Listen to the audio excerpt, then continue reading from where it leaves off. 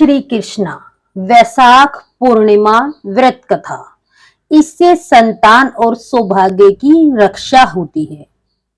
कांतिका नामक नगर में राजा चंद्रहास राज्य करता था। उसके नगर में एक धनेश्वर नाम का ब्राह्मण अपनी पत्नी सुशीला के साथ रहता था।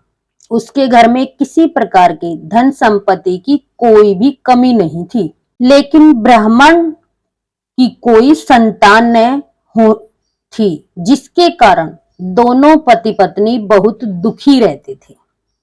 एक बार उस नगर में एक साधु आता है, जो सभी घरों से भिक्षा मांगकर गंगा नदी के किनारे भोजन कर जीवन यापन करता था।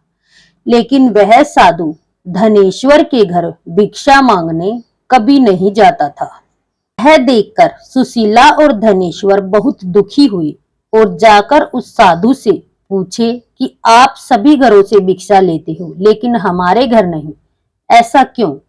साधु महाराज बोले, तब साधु निसंतान हो और ऐसे घर से भिक्षा लेना पतितों के अन्न के समान होता है। मैं पाप का भागीदार नहीं बनना चाहता, इसलिए तुम्हारे घर से भिक्षा नहीं लेता हूँ।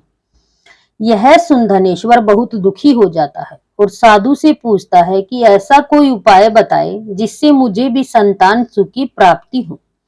तब साधु ने उस दंपति को 16 दिन तक मां चंडी के पूजन की सलाह दी, जिसके बाद धनेश्वर और उसकी पत्नी दोनों चंडी को प्रसन्न करने के लिए उसकी पूजा करने लगे। दंपति की आराधना से प्रसन्न होकर मां काली प्रकट हुई और सुशीला को गर्भवती होने का वरदान दिया और कहा कि प्रत्येक पूर्णिमा को दीपक जलाएं। ऐसे ही सभी पूर्णिमा को दीपक की संख्या बढ़ाती जाना है, जब तक 32 दीपक न हो जाए। माता के आशीर्वाद के फल स्वरूप सुशीला गर्भवती हुई और काली माता के कहे अनुसार वह दीपक जलाती रही। माँ काली की कृपा और आशीर्वाद से दंपति की घर एक पुत्र ने जन्म लिया, जिसका नाम धनेश्वर और सुशीला ने देवदास रखा।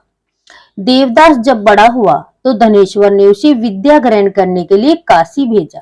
काशी में देवदास के साथ एक अजीब दुर्घटना घटी, जिसके कारण धोखे से देवदास का विवाह हो गया। जब देवदास ने बताया कि वह अल्पवायु में है, फिर भी उसका विवाह जबरदस्ती करवा दिया गया। कुछ समय बाद वह काल देवदास के प्राण लेने आ गया, तो काल देवदास का प्राण नहीं ले पाया। तब काल ने यमराज से कहा कि वह देवदास के प्राण लेने में असमर्थ है, जिसके पश्चात यमराज ने उसके पीछे का कारण जानने के लिए भगवान शिव और माता पार्वती के पास गया।